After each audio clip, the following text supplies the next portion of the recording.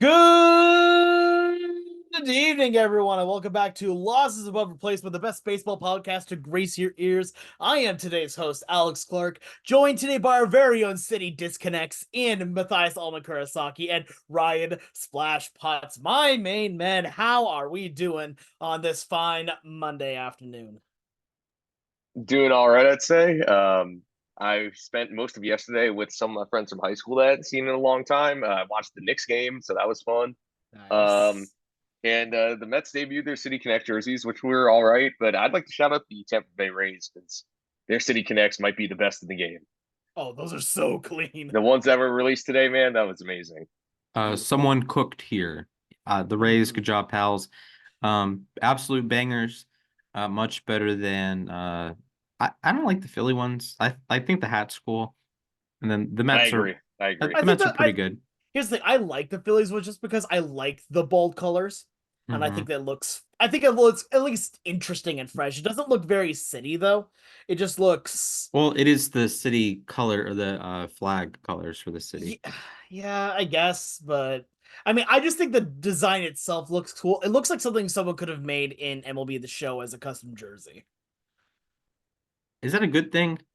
That's it's. It depends. It depends, and in my opinion, I think it looks good. I don't think it's the best out there, but I think it's solid. Rays, I think you're number one. Then like the White Sox, Marlins, Nats, you're the rest of tier, the S tier. So good job, pals. My Cavs cannot win in Orlando, so my Orlando Magic, it makes me sad now. I mean, I get that. I'm honestly kind of glad I don't follow basketball right now. I feel like it would just be depression. I can just They, always be happy about I don't know. the OKC Thunder yeah, going over. your Oklahoma City Thunder, the one seed. Well, yeah, your I quote air want them quotes. to yeah, get your I quote want them to unquote. get actually hit by a nuke. You know, Okay. I want the city of Kansas City to America, if you want to test nuclear weapons in the contiguous US, Arrowhead Stadium is a good. It's even in the No, name. no, no. no, man. I do No, not no. condone I, nuking Yeah, public I should places. say, yeah, we do not condone this. We're we just do not being condone petty. that. We are being petty. By the way, though, I Um, want to point out that while the NBA might be excruciating sometimes, last Monday's Knicks Sixers game may have been the craziest sporting event I've ever attended. So, yeah, I'll say that much. The NBA postseason is a lot of fun. When is Jalen Brunson going on tour? On tour? Oh man, Yeah, dude, I don't know. he was. Oh, I bet on the Knicks this series, and he was like 3 for 72, and I oof. that was. He dropped 47 yesterday. That's a good point. I appreciate that. And I'm sad that they will be facing the Pacers, not the Bucks, because they're going to wipe the floor with the Pacers. And this is not a basketball podcast, thankfully. If this was a basketball podcast, I would not be on here. Neither would I, because I don't watch basketball. I don't Yeah. particularly enjoy watching basketball.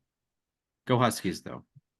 I can't say that phrase due to legal obligations. So, That's a good anyway, point. regardless of that, let's keep it to baseball. And I am a very happy guy because the first thing we're talking about is something that does not contribute to my own depression, and that is the Mariners pitching staff being actually great.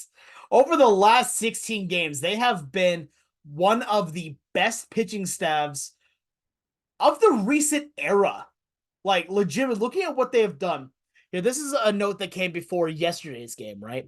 Over the last 15 games from April 28th, the Mariners starting, not even just the starting staff, just the pitching staff, set an ERA of 1.47, a whip of 0.83, hits per nine of 5.27, a strikeout to walk ratio of 4.33, and an opponent's average of 167.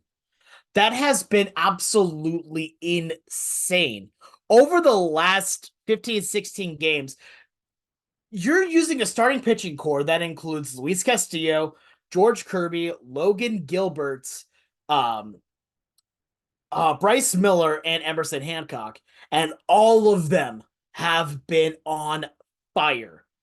There was a point where, for about 15 games, they had given up only 15 total runs.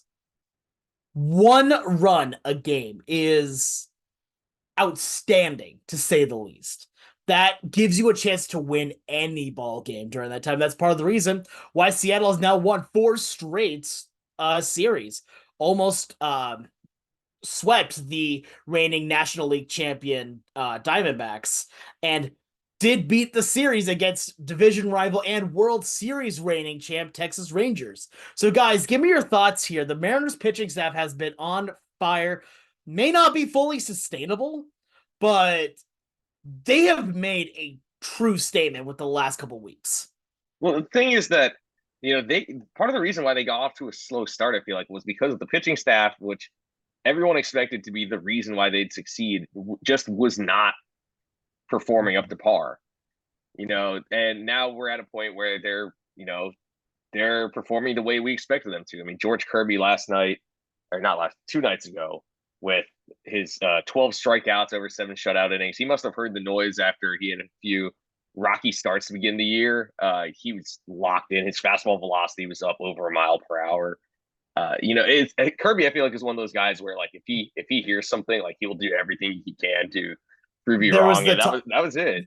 there was the talk that his fastball velocity had dropped to 95.2, and then in Yeah, the exactly. first inning he He was strikes out. 99. Yeah, he strikes out with using 99 mile per hour fastballs. Yeah, and The also, whole joke yeah, was that George Curry woke up and chose violence. exactly. No, and he did. The thing is, like, Luis Castillo was not, still hasn't necessarily been himself, but Bryce Miller, I think, has been fantastic. Logan Gilbert has been their most consistent arm so far, and Emerson Hancock has started to show signs of life, which is good because they will get Brian Lewis back at some point, and you have to decide who's going to the bullpen, who's going to the minors, maybe. Speaking of the bullpen's been great. Major League leading 2.47 ERA.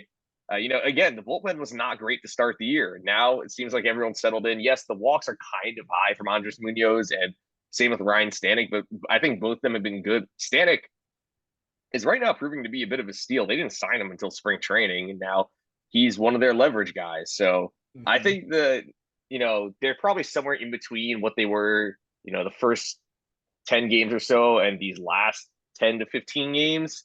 But they're a very good pitching staff overall. And I think it's reasonable to expect them to be one of the top pitching staffs in the game. Mm-hmm. Yeah, I think Yeah, it's fair, definitely. especially with George Kirby. I know the ERA is inflated; it's over 4, but the FIP is at 210. That's like Spencer Strider territory. Castillo, Gilbert both have very good whips. Again, Gilbert might be a bit of regression to the mean. Castillo progression to the mean. Bryce Miller is 2.22 ERA right now. Probably a bit of a regression to the mean candidate with a 4.5 FIP.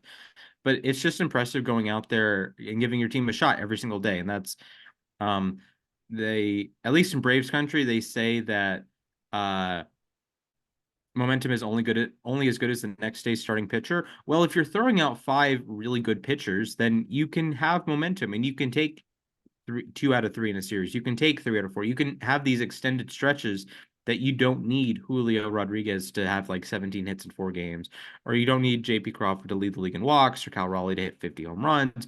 You can just have like reasonable chances for your team to win if you're allowing 1 or 2 runs every single night, or even 0. And the Mariners are doing that a lot recently.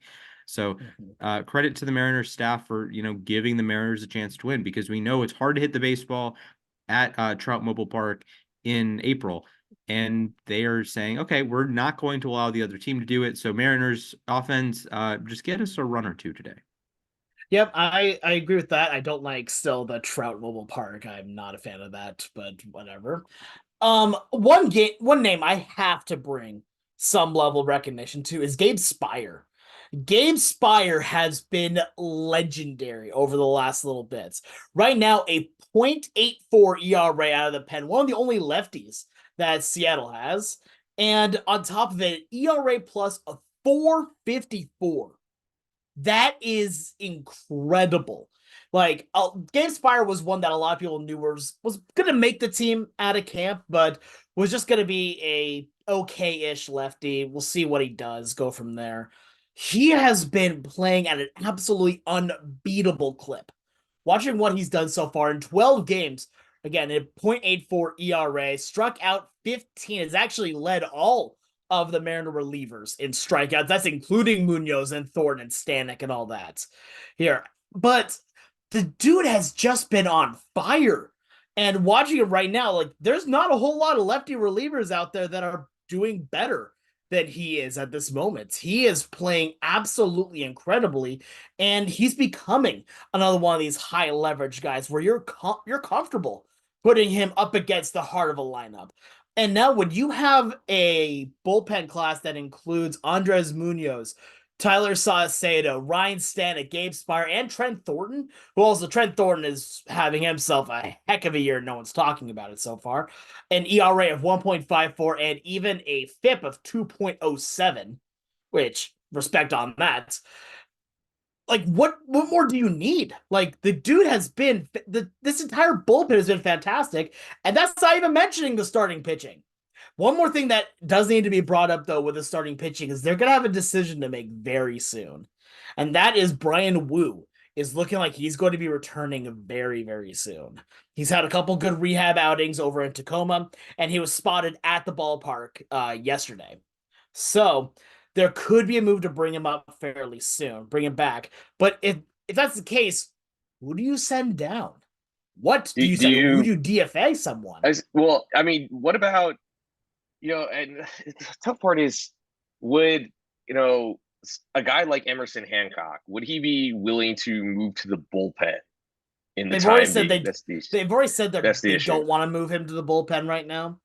All right, Like so and they also have already said they do not want to go with a 6-man rotation, all right, which I okay, 100% so agree with.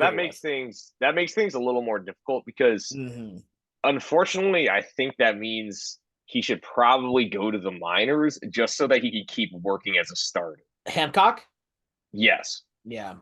I could see because that, man. I know that he like yeah, his ERA is 5.06 right now, but he's been much better. I feel like his last few Mm. starts he's been more Yeah. efficient, which is good. But at the same time, Wu has the major league track record. He was pretty solid last year, I think, and he's probably deserving of a spot in the rotation. While I think Hancock maybe could use a few more outings in AAA. The tough part, there's no such thing as too much pitching, in my opinion. So as long as you keep him ready for whenever he's needed, I think Mm-hmm. he's in good shape. And also, with the bullpen, they're dominating despite having Matt Brash, who might not be pitching Yeah. this year. At this rate, He's already been shut down indefinitely. yeah, at this rate, I'm not expecting him to pitch this year. But I mean, they have Mm-hmm. so many arms in the majors right now that, they're, I mean, they're also not doing this without Gregory Santos, who they expect to do True. things from. So, and I don't know if, I mean, I think it seems a little more likely Santos pitches than Brash this year. Oh, But it's incredibly likely. Like Santos, I believe, is going to be back within the month, and yeah, Brash is already gone. Like they've already said that there's, he is being indefinitely shut down.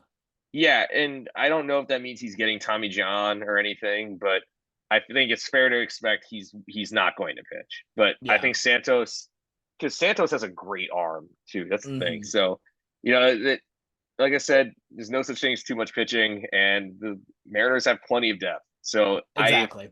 I have a ton of faith in this pitching staff. The offense has been, I'd say, a tad inconsistent, but it's been fun to watch them when they're going, and especially Josh Rojas right now. Shout Oh out yeah. Rojas. I Rojas picked him has up been in fantasy. amazing. Yeah, I really appreciate his hot start to the season, and like JP Crawford got hurt, but next man up, Leo Rivas, majors. First There's major a league lot. hit was a Was a triple. triple. Yeah, there's a lot Yeah. to be excited about in Seattle. They're a contender again. I 100% agree. And it's fun to watch what they're doing at this point because the pitching has been fun. The offense is starting to heat back up. Here again, the combo of Rojas and Urias over at third base has been nice, but especially with Rojas hitting the way he is. Like, his batting average just now dipped below 300. Like, he was at a 300 average for a good while. Like there's still definitely some issues with hitting wise. Polanco is not doing what you're expecting him to do. Mitch Garver is hitting well below the Mendoza line. And let's see, there's one other name I wanted to bring up. Oh yeah, JP Crawford was still struggling at 198, but he's injured and he'll be back. I think they said soon-ish, like within the month, just Oblique. It's a because oblique issue though, which is it tough to was manage. well, that's the thing. They said it was Yeah. a grade 1 straight oblique, Yeah. and they said the timetable for that was about a month. ish around Sounds someone about like right. that. Yeah. Yeah, so but he's already been back on the field jogging and light throwing. So he might be back even sooner. We'll see.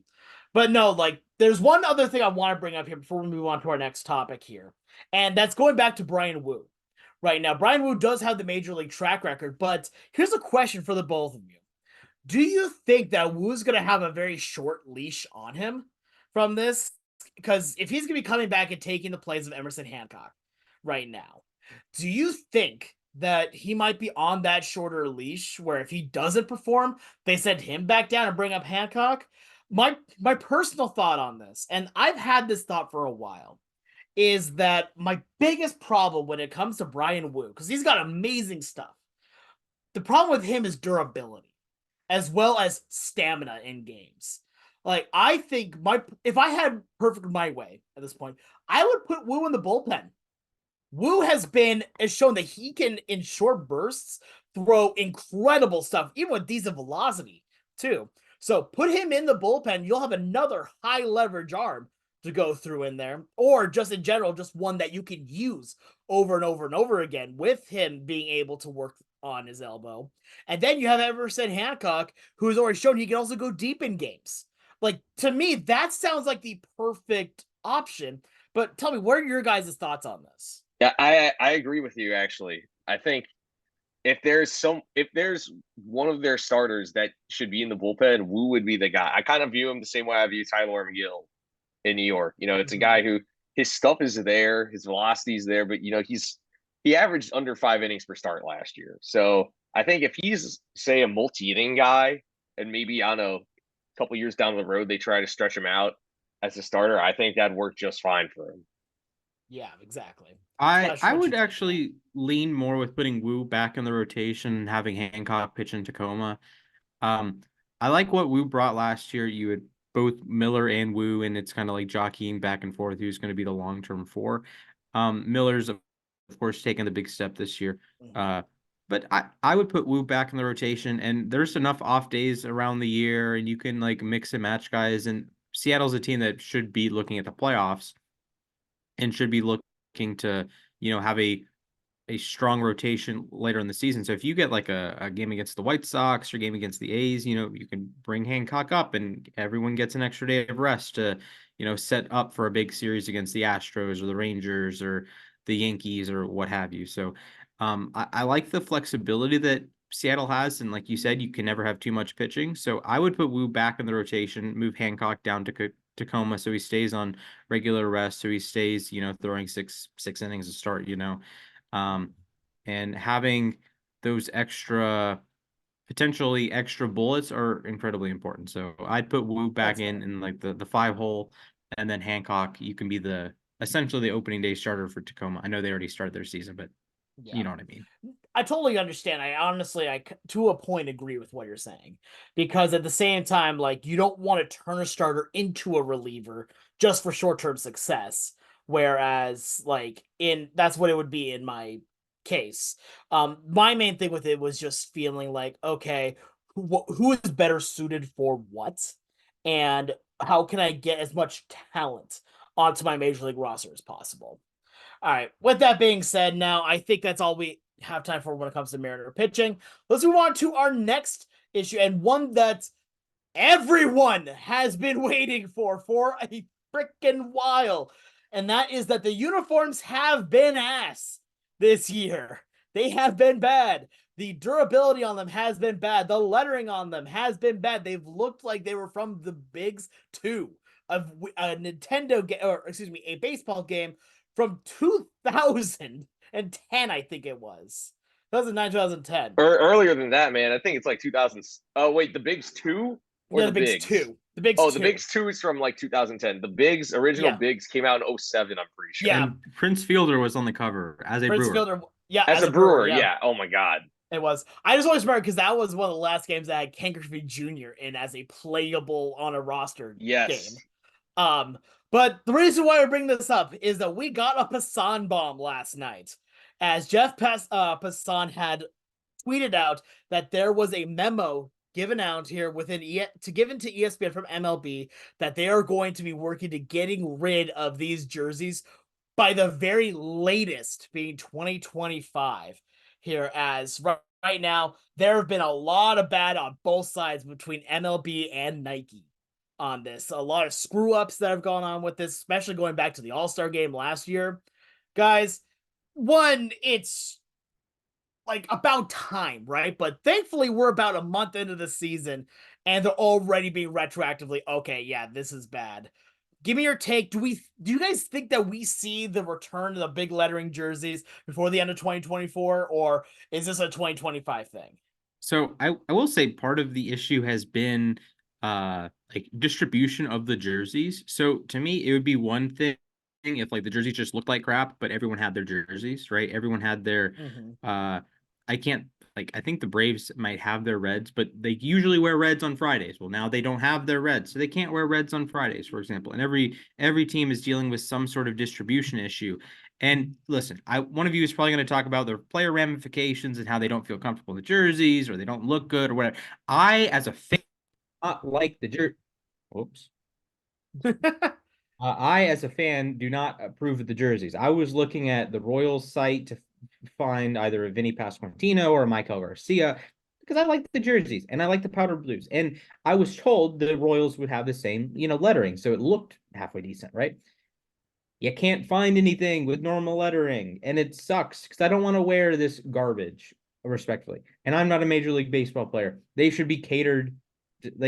They're like professional athletes. You should have tailored pants, right? If you want to paint the pants on, paint the pants on. If you want baggy pants, have baggy pants.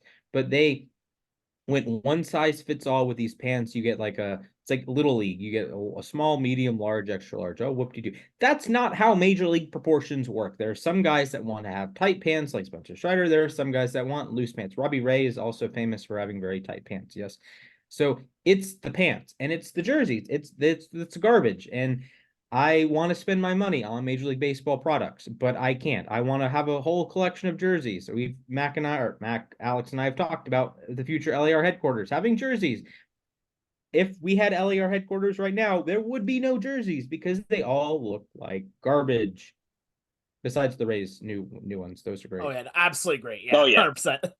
Well, the issue though, and one of my friends is a huge uniform critic, and he's saying the one thing that could have made the Rays jersey better is that the little devil ray on a skateboard Yeah. that Oh yeah, is that needs to not be. embroidered. That's the thing, is that Oh it like they didn't have the capability for that, but like it'd be like perfect uniform there. But yeah, this is, I mean, a long time going. I'll just say, I yeah. know you were talking about the Royals splash. They were the one team who opted out of this. First of all, I'm surprised no other Yeah. team opted out of this deal. I didn't realize that was an option, because the Royals jerseys with the normal lettering and all that, it was like, wow, those are major league uniforms.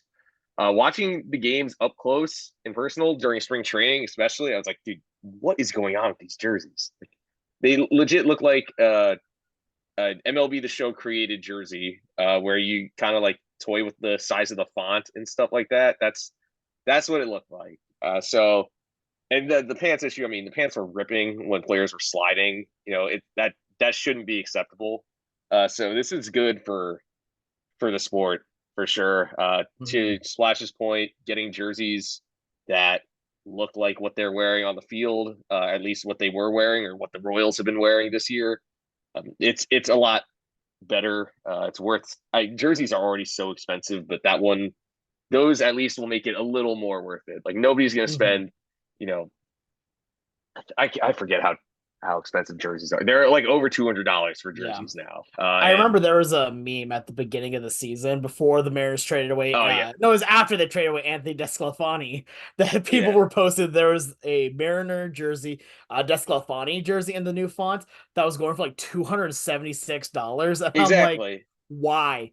Why would you buy And this? the other thing is, like Slash was saying, like, some teams are still missing their jerseys. I know your Mariners Mhm. are missing their No, jerseys, and we just got back. We just got our creams. We just okay, got them, and I'm unfortunate because I do not like the cream because jerseys. the Mets normally wear black jerseys on Friday nights. They have yet to do that because don't have they don't have them. They don't have the matching pants for it. They have not gotten their alternate blue jerseys yet for the same issue. So you know, part part of the intrigue as a fan is seeing the full set of jerseys that every team has, and the fact that they don't have them yet, and we're about a month into the season. That's kind of embarrassing, if you ask Yeah, me. that's very embarrassing. But yeah, no, like overall, when it comes to these jerseys, like they cannot be changed back to any sooner. Like too soon. I want them back as soon as humanly possible. Just because it makes it so much easier to read and they just look so much better. One more thing I want to bring on this before we go down to our next topic here is that this idea for how they want to do the jerseys was tested once. Was tested on the major market one time with the All-Star jerseys last year with the American League, National League, having the more seamed on or at least pressed on numbering and letters, and they looked okay. Like I have my jersey right back here of my George Kirby jersey from it, and it looks okay. It doesn't look great, but I'm guessing my personal thought on this, right, is that they thought that it was going to be just fine because they sold a lot of the jerseys. They sold a very large chunk of it and thought, okay, well, people must be okay with the designs. Failing to realize that people just wanted all-star jerseys. Like it wasn't even about like that it looked good, is that they wanted the jersey because they all-star jerseys are a commodity. So hopefully maybe this means that going forward when they do test out new ideas, it's not just one test. Like it's not just one random thing saying like, hey, we're gonna do this, and then just say put it on a jersey that people don't see. Like put it on like for maybe just spring training. Like just spring training, and then go over there, then bring it back for the major league and say, hey, did you guys like how these look during spring training? And the people will go yes or no.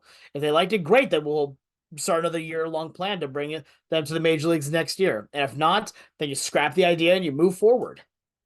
Like it's not that hard, in my opinion. Like I was talking with family about it yesterday, and the fact that this probably had to go through like 20, 30, 50, even 100 people to make sure that these jerseys got out, and not one of them said no or didn't get past someone. That's what's interesting to me, is that we had all of these and yet nothing. That's what Yeah, my issue yeah, is. So, yeah. yeah. What are you going to say there, Mac? Yeah, it's just the fact that it made it this far in the process. It's also that how did I feel like we didn't know about it until spring training began, which is it makes me wonder, like, did the players know they were going to look this weird coming into the year? But I'm just glad that it's getting fixed. Yeah, true. That's all I want.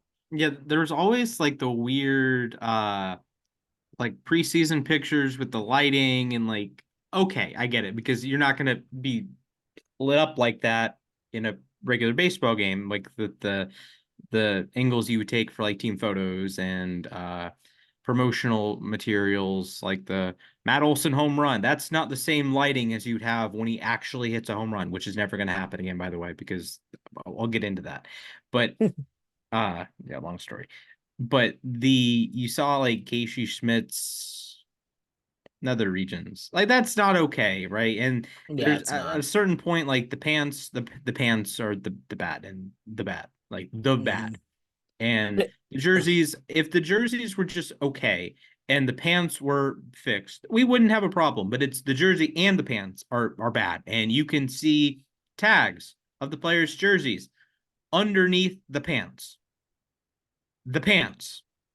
I would not want to go out on the field and run around for 3 hours and be like all sweat and like the amount of cope that Nike gave, like, oh, it's a mismatched color. Yes, of course, we know it's a mismatched color. Nike, we have eyes.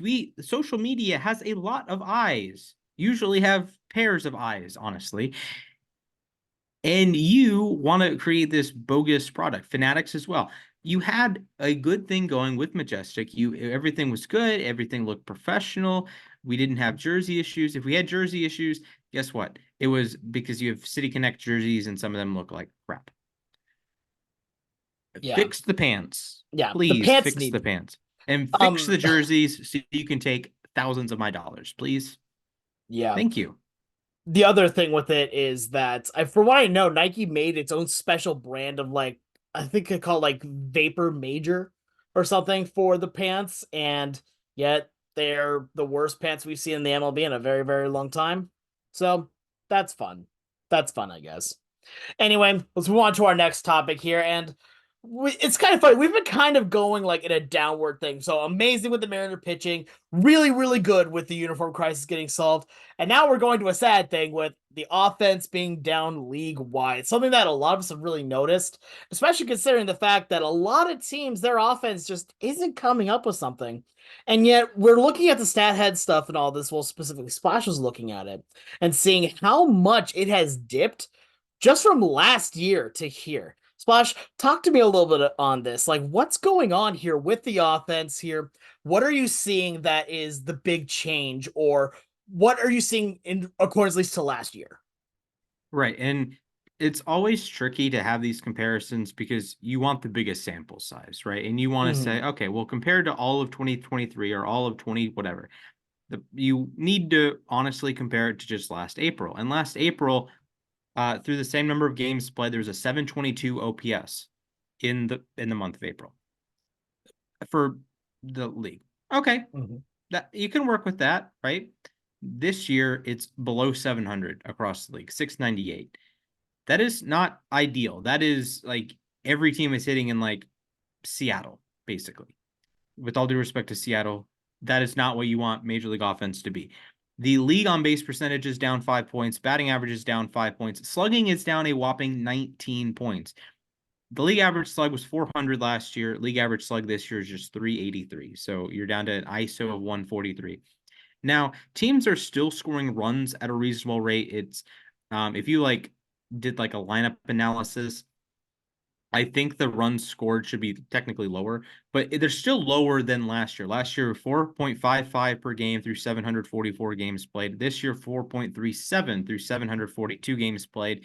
That's an extra 146 runs that were scored last year. And you're like, well, splash, 146 runs isn't that many. Well, think about it. That's over 25 days, 20 to 25 days. That's an extra 6 to 7 runs a night. That's some nights that's an extra run in every game, right? And you run into these issues of we get a lot of extra inning games. I know the Braves have already played 5. The Guardians have played 5. Now, granted, 2 of them were against each other. The Pirates have played a bunch already. The Tigers have a bunch, and it's just BABIP is down as well. Home run rate is down, and we can understand the home run rate being down. Strikeout rate is down, which is that's a positive. Infield fly balls are way up. It's over 10% now. Um, Line drives are down. That's the most effective way to get a hit.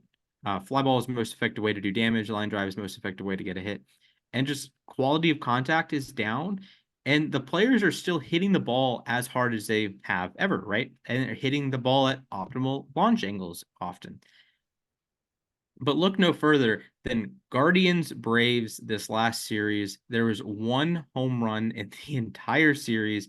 Stephen Kwan led off game 1 with a homer. Great. After that, barrels galore, multiple barrels by Atlanta, multiple barrels by Cleveland. Warning track.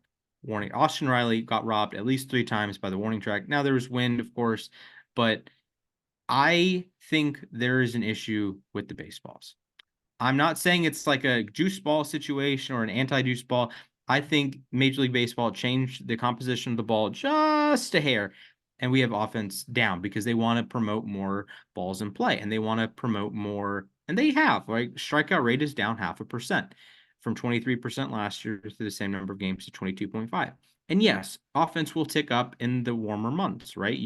Minnesota, it's cold. Chicago, it's cold. Detroit, it's The entire cold. Northeast. Atlanta, Yeah. the ball doesn't fly right now. But in June, like the Braves would be 27-0. That's why the Braves win every June, I guess. Hadn't thought about it Probably. that way. Yeah, they went on the crazy win streak in 22, and then last year they were like 18-2 or something. But yeah, I think the balls have changed a little bit, and I think that we are too far in the direction. You're not rewarding good offense. You are not rewarding teams that hit the ball hard, that's a home run. Every other season, this year, not a home run. That's a 400-foot flyout. That's a 390-foot flyout. You look at One at bat in particular, Matt Olson hit a ball 113 miles per hour between 30 and 35 degrees. That's a home run like 90% of the time, 95% of the time. And his was the outlier. His is like went 370. Most of them go like 410. So, uh, what do you guys think? It's tough Yeah. because the other thing is that pitchers are pitchers are getting hurt a lot right now. That's the other thing. So like offense is down, but it's also like pitchers are getting hurt at an extreme rate right now. So I don't know. Maybe there was a change to the baseball that's affecting them too. I because we've seen years, I swear, before the juice ball years, like offense was way down. I remember there are a few years where nobody hit 40 home runs even. So I mean, I'd say that the pitchers have gotten better for sure, but strikeout rate is down, like you said. Maybe the infield defense is getting better. It's hard to pinpoint one true cause to this, because some teams are hitting pretty well still, but to your point, Baltimore is leading the league with 44 home runs, and then the next up are the Yankees and Phillies tied with 37. So I'm not sure what the Orioles are doing because the Orioles have also only played 27 games. They've played fewer games than both the Phillies and the Yankees. So I'm not sure if Baltimore has discovered something that nobody else has, but it's definitely worth watching. I feel like it probably hasn't gotten a lot of coverage that offense is down around the league. And, while pitchers are hurt a lot right now, it's not to say that they're getting worse or anything. Oh, sorry. I do think part of it is with the pitchers injured, right? You're the aces that are injured, right? Spencer Strider, Garrett Cole, so on and so forth, Sandy Alcantara, that those are guys that are going to work 2 or 3 times through the order. And sometimes the times through the order effect, one of those guys on that echelon of pitcher is going to have like a 4.5 ERA. Something. Spencer Strider had like a 3.80 ERA, and he was the best pitcher in baseball last year. Funny how that works. So sometimes like the times to the order effect can get like magnified when you have aces and your number 3 pitcher is you pitching like your number 3, not your number 2. And now you have like bullpen games, and bullpen arms generally are better pitchers than starters on like a rate basis. So now you're getting more like good rate basis pitching. So that is probably a small factor here. Um, so there's a lot of factors, and maybe the balls didn't change. Maybe the baseballs are the exact same they were. I don't know. I don't exactly trust Major League Baseball because they had uh whole juice ball thing in the first place, and you have the Pete Alonso coming out and saying they changed the composition of the balls depending on the free agency class. And you have the whole Aaron Judge with the Goldilocks balls. Granted, it's Aaron Judge, so he's going to hit home runs anyways. So I don't know. There's something fishy when there's look, the Braves have a lot of hard hit balls. Last year they had a lot of hard hit balls. This year's results are worse than last year's quite considerably. Mhm. Yeah, like, and this is where I'm coming at it, is that it seems like for the last couple of years, we've had issues with the balls in some way, shape, or form. Either they're juiced or they're just dead. And it turns out like, okay, either offense is absolutely on fire or offense is absolutely gone. Like, I remember we were talking about this I want to say it was a couple years ago, and we had like what, 3 no hitters in a month, and it was from just the balls not flying at all, and then they fixed the balls or something, and offense went back up again. And then the next year, offense was springing from the word go, and no pitchers knew how to throw the ball anymore. Like, this seems like it's like a up and down, up and down, up and down issue. And I'm not really sure like how there's really not much that the players can do about it. They're just kind of playing the hand they're dealt. And that becomes an issue because now you're tampering with the game in some way. And if you admit there's an issue, then you admit that you did something more than likely. Like, I understand this is the early bit of the year. It's still cold in a lot of places. It's hard to hit the ball out of some places. But I mean, the thing that made this the most interesting, right? To me, it was the Mariners versus Colorado Rockies series. This was in Colorado, right? And as I'm looking at their series, take a guess what there wasn't a lot of. There was A a lot of lot of Scoring. homers. snow. There's a whole lot of There was snow. Yeah, a lot of snow. snow. Yep. There was snow, but there was no scoring. Like I'm pulling up right now the Mariners games here right now, so I can actually get the exacts for what they've done here over the course of that series. And it's so interesting to see, like, just remembering back on what they had done in that series. The three games, 7-0, 2-1, 10-2. The fact there was a 2-1 game in Coors Field is incredible. The fact the Rockies scored 0 runs in a game, like, I know they're the Rockies. I know they're not a good team. But scoring, so here's how I'm thinking of this, right? Like, because I know there's definitely some big offensive games. The Mariners scoring 17 runs in 2 games. That's a lot. I'll give it that credit. But there are a total of 6 numbers on the screen from these 3 games, right? The Mariners scores 3 times, and the Rockies scores 3 times. The fact that there are 1, 2, 3, 4 of the 6 that are 2 runs or less in one of the most offensive heavy ballparks, that's a worry sign to me. That's something that but there's actual proof that there might be something wrong. Here, I'm not sure if that's going to hold up too much more, but I mean, it's got to say something, right?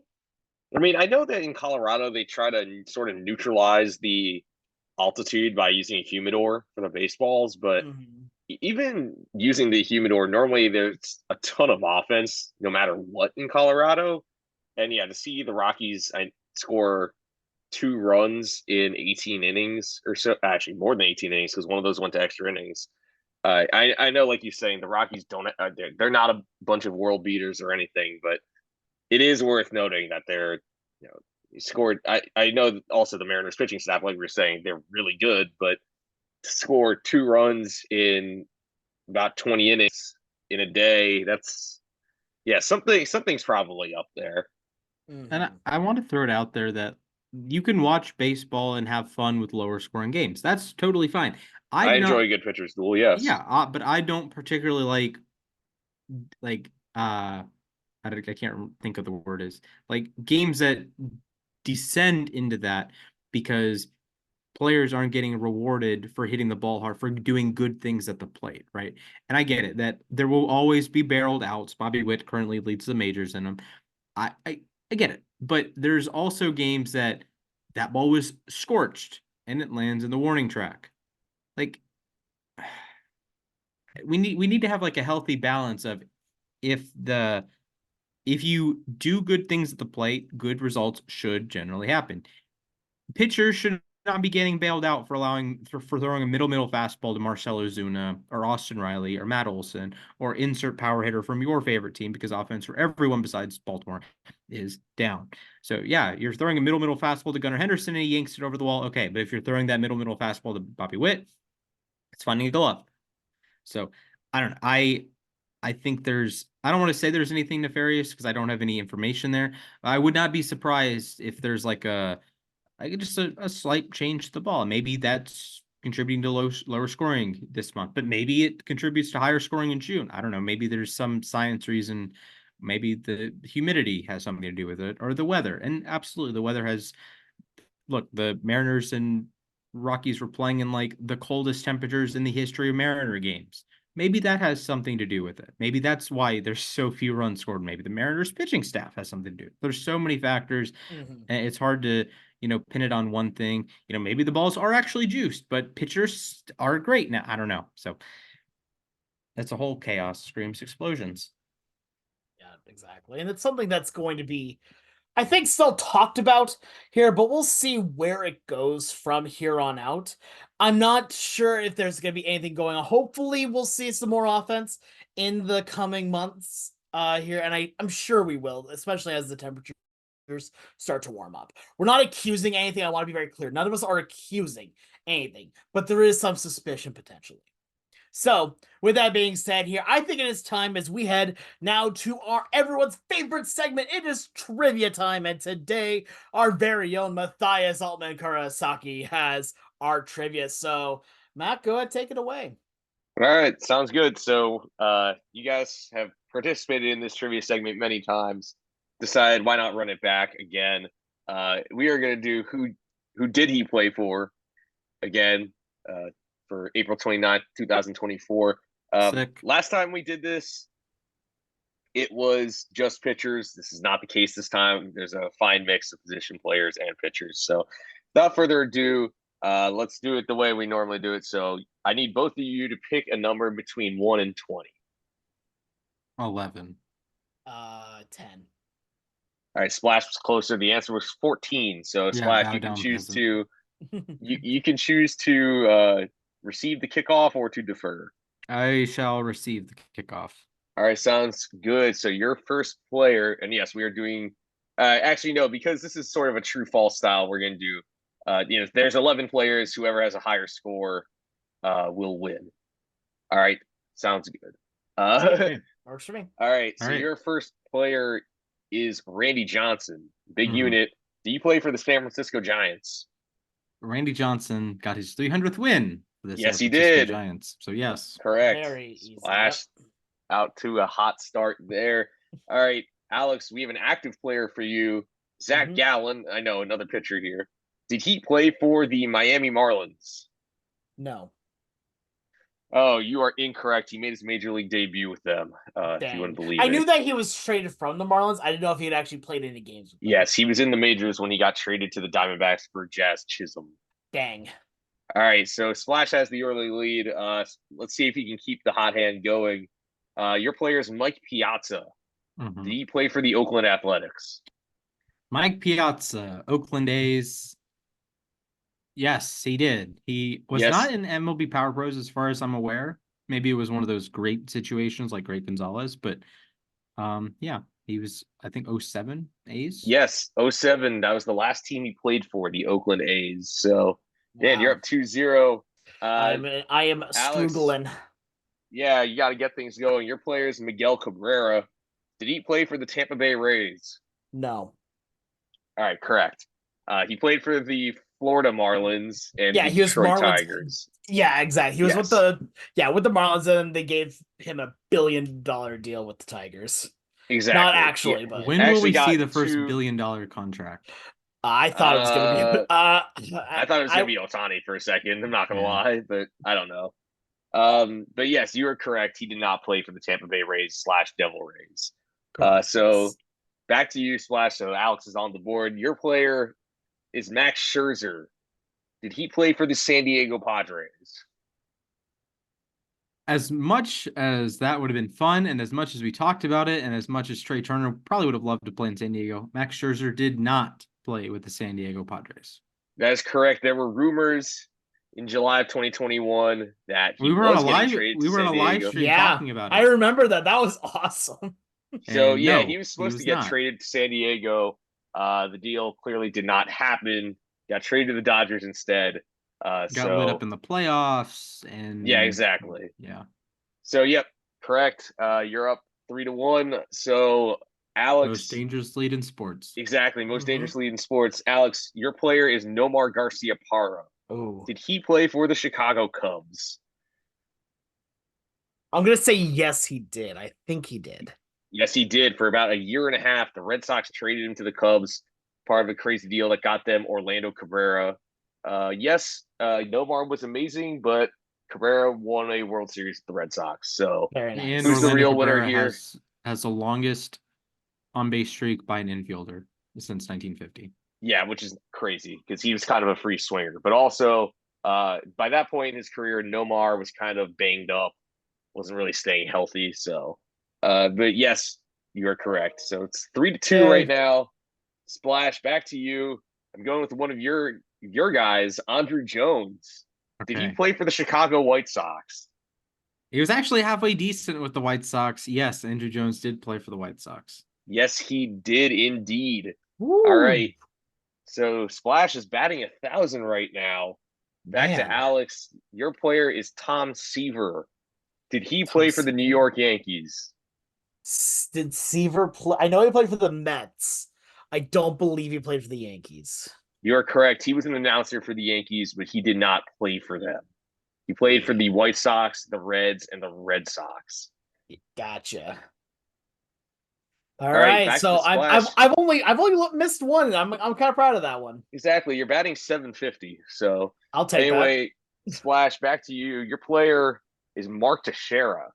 Oh Did boy. he play for the Seattle Mariners?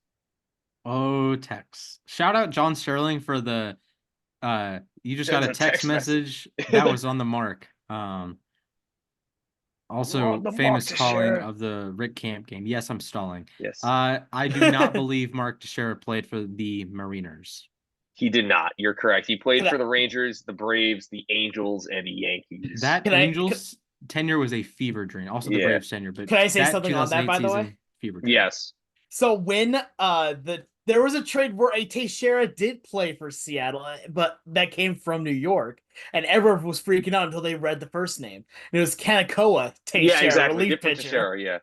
Yeah, and Yes. everyone was like Just losing their different. mind because they saw a Teixeira from New York was coming to Seattle, and then it Yeah. was Kanakoa. All right. No So disrespect to Kanakoa Teixeira, by the way. yeah, exactly. So Alex, I guess, man, this is yeah. So here you go.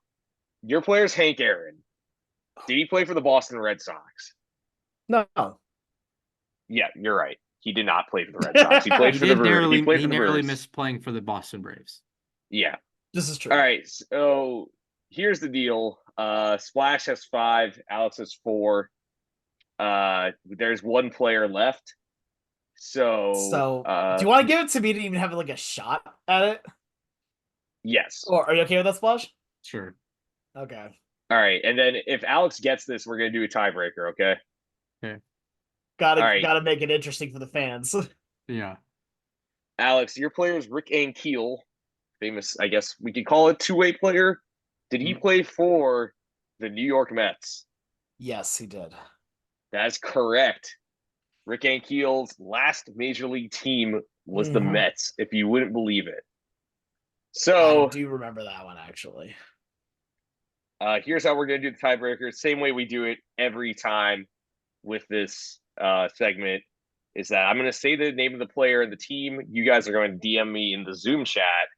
Okay. And from that, we will determine the winner.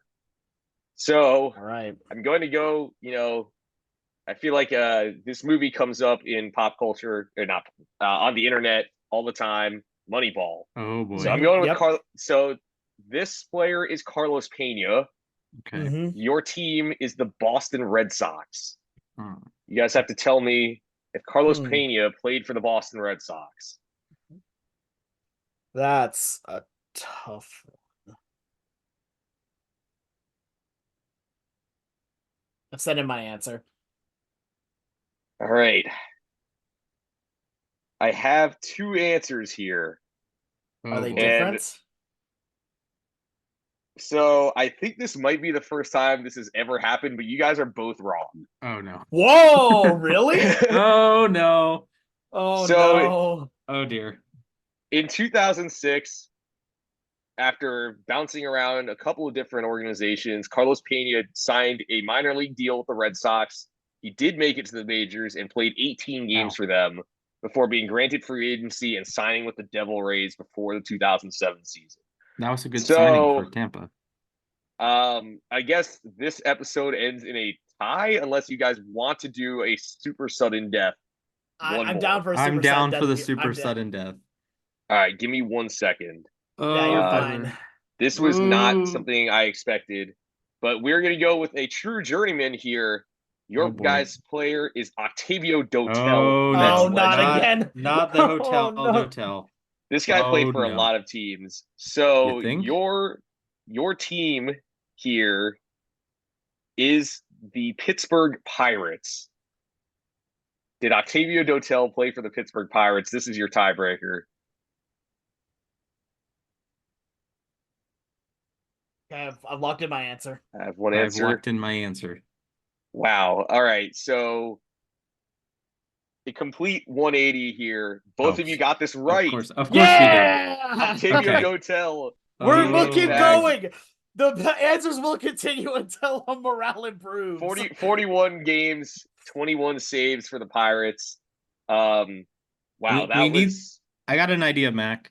yeah. You choose a player that's played for a lot of different teams, and that Mac and I, Alex and I have to go back and forth naming the teams that guy played for. So I Dotel played mean, for a bunch of different teams.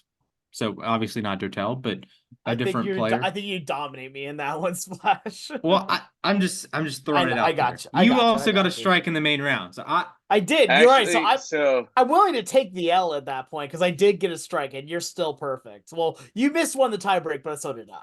well, So honestly, I'm so willing to take that L. you know, I feel like if we had more time, the going back and forth is a great idea. But Yeah. to solve this, I'm going to give you guys one more player and another journeyman. All right. oh boy. All right. All right. Your Oh boy. guys' player is the Say his record name. holder, Yeah, I knew Edwin it. Jackson. Okay, this is my wheelhouse. Yep, you're done, Alex. Unless you All get it right. right, then I guess it doesn't matter. Your team is the Toronto Blue Jays.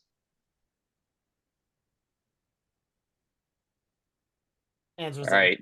Well, we're just gonna end this in a tie because you both got it Darn. right. Edwin Jackson played in 8 games for the Blue Jays in Oh my 2019. God. He had a strong 11.12 ERA in 28 in the third Yep. innings. Oh my That God. was technically his second go around with the team because he was traded there in 2011 for about, I don't know, 30 seconds and then got sent to St. Louis in a deal to Ah, get won a Colby, World as Series. Colby Rasmus was the centerpiece of that return. That was a crazy sequence. He gets traded with Mark T into the Blue Jays for Jason Frazier and Zach Stewart. Then the Blue Jays immediately flip him with the aforementioned Octavio Dotel, Corey Patterson, and Mark Zipchinski to the Cardinals for Trevor Miller, Colby Rasmus, Brian Talent, and PJ Walters. So, That's crazy. gentlemen, that was a Rasmus. job well done. You guys, took it to the Battled. limit right there. And yeah, that was a lot of fun. Now And just I battled right there. enjoy doing those. That was a good And battle. I'm Yeah. sure Good I'm job. sure at some point you can expect to do one of those where we pick, I don't know, a guy like maybe we'll do like Bobo Newsom or something, and you guys Yeah. just name all the teams Okay. Bobo Newsom Yeah. played for. My guy, he played for 9 out of the 16 original 16 teams. I know Exactly. that. Yes. I will lose. Yes. It's fine. All right, Alex, back to So. you to close us out. Yep. All right. Thank you so much for Trivia Mac. That was a fun time here. Sadly, no winner today, but that's all right. I think But you guys now are it's- both winners, actually. So Yay, a winner is us. Yay. We're gonna end out today's show as we like to end every show here with the moment to ourselves, where we take just a moment to talk about anything that's on our minds. This does not have to be baseball related, but it absolutely can be. Splash, I know you've been talking about how you want to do your moment to yourself for this time, so do you want to go first? Yes, please. All right, sounds good. Your time begins in 3, 2, 1, go. Okay, we're putting the tinfoil hat firmly on. I think Rob Manfred has done something to the balls, has done something to the baseballs. I think they are dead. I think he is intentionally screwing over the Atlanta Braves. I'm surprised he just doesn't call them Atlanta like the. I'm kidding on the exactly the Atlanta Braves, but it was such a strange series against Cleveland that I know like in June it's probably like 8 home runs and they win like 18-2, but it just felt so. It felt like we were being robbed from good baseball, right? And the Braves are hitting the ball hard. Cleveland's hitting the ball hard too, and it's just like fly out, line out, ball to the warning track. It's like this isn't fun. There's bad pitching is not getting like you're not getting punished for making bad pitches. So Rob Manfred, I would like you to fix your baseballs, please. Thank you. Yeah, no, yeah, we obviously can't talk too much on it, but we do all agree that there needs to be something different going on. Like, And listen, something hey, if something is different, just tell us. Just say, we deaden the baseballs. We don't want teams hitting 307 home runs. I get it. Or we lightened the base. Or we made it green. We would be able to see that it's green. Made it green, we made the actually. core Yeah, green. that sounds pretty good. Yeah. That might not be I'd play great with a green for. baseball. Yeah, That'd be fun. That's I mean, to be Yeah. fair, didn't we have in the home run derby last year the black baseballs that were the money balls? I thought it Was it? was they're usually I know like pink, normally it's They're right? gold. usually pink, yeah, but I thought I've Yeah. seen somewhere about like I black guess it depends on baseballs. what phone company is sponsoring the event. Usually Hmm. T-Mobile, yeah. Yeah, it was Sprint for T-Mobile. a while, so you got some gold. It's State Farm, not obviously State not Farm. phone, Yeah. so you got some red. Um, yeah, and they're also giving Otani Goldilocks balls, so I understand Hmm. because it was to commemorate the passing Matsui, but Yeah. fishy, Um. fishy. Anyway, yeah, no worries. All right, Mac, you want to go next, or would you like me to go next? You can go next. All right, sounds good. So I will start mine in 3, 2, 1, go. I'm gonna really go off of baseball for a second here. I love playing tabletop RPGs. Like, and I think it's something that a lot of people either look down on or have negative feelings about. I think it's a lot of fun. They're a lot of fun. I'm currently playing in two and might be joining in another one at some point. And I'm actually running one myself. And if you ever want to work on storytelling, or you want to feel an emotion that a lot of times you just don't get in a lot of other games or books and all that, play one. It teaches you a lot about math. It teaches you a lot about storytelling, how to improvise on the fly with stuff, but also it teaches you a really good way of how to problem solve.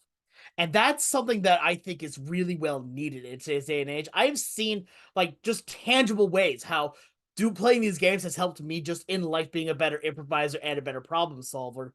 Plus, letting me try to figure out different loopholes and mechanics to try really better myself. Like honestly, if you never did one, give it an effort. They're fun to play as long as you can find someone who's willing to run the game, or if you want to try running the game, trust me, it's gonna be worth your time.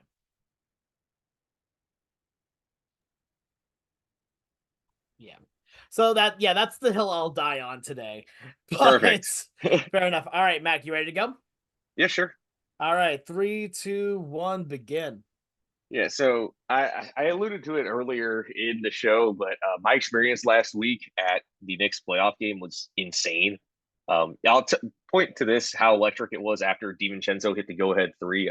There's a guy wearing a Sixers jacket in front of us who, for some reason, started celebrating with us afterwards. I feel like I was in that NBA 2K glitch where the losing player starts celebrating with the winning team. It was weird.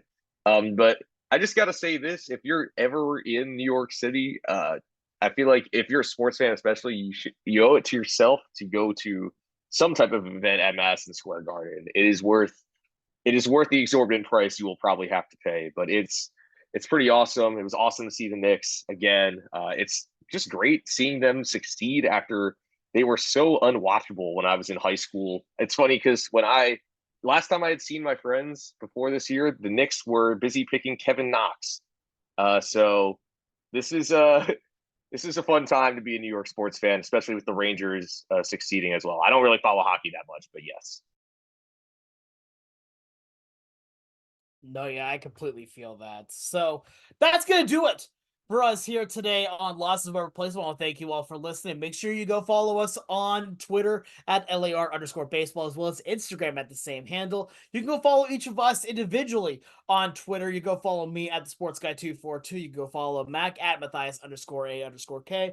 And you can go follow Splash at Mr. Splashman19. But from all of us, oh, by the way, also make sure to go leave us a review on Apple Podcasts or Spotify. Here, doing all that fun stuff. We're putting out content every single week, as Give well us as 5 stars. amazing. Yeah, definitely, 100%. Please do. Hey, and Anyway, if you don't want to give us 5 stars, thank you for listening to the podcast. Just don't leave a yes. review, please. Honestly, no, yeah, we Exactly. appreciate you all listening in. Have a great rest of your day. Stay safe, and I hope to see you all real soon. Thank you.